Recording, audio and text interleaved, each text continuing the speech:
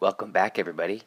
Today we're going to be drawing a simple 5-spoke wheel. Drawing a wheel in perspective can really make or break your car sketch.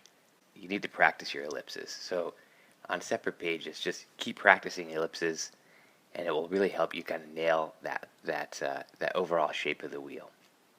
Once I have my ellipse in place, I tend to like to start with the top spoke and to start to break in those voids in the wheel. And then I move around to the bottom of the wheel and draw in that other central void, and then from there I can build the other 2 spokes around that. And that gives me a pretty good balanced composition of the 5 spokes. Once I have the spokes blocked in, I can come back in and add detail and start to make the wheel unique, so it's not just a generic 5-spoke. So here I'm adding this little kind of blade twist at the end of each spoke. And like typical, I'm just blocking in the design here at the early stage. Start to indicate some thickness of the rubber of the tire. And we'll start to tighten in all the line work, start to make the line work pop. Now that the design is kind of sketched in, to come back into that hub, we'll add some lug nuts and probably a brand logo right here on the hub. And maybe there's a texture, a groove texture on this kind of raised surface on the hub. Next, I'm going to come in with a Sharpie. Don't be afraid to add a lot of contrast through line weight in your sketches. You can see how thick I'm being with the Sharpie. It's like 3 or 4 strokes thick here. And this is really going to make the spokes pull forward in the sketch. Really kind of simulating almost like a cast shadow back onto the disc brakes.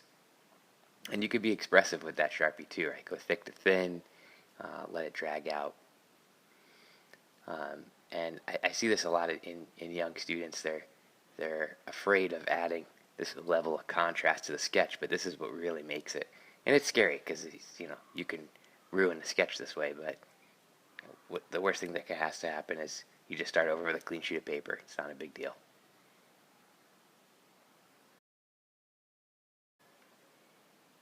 Once I get this Sharpie fully in here, I'm going to come back with the Flair pen and shade in the rest of those voids.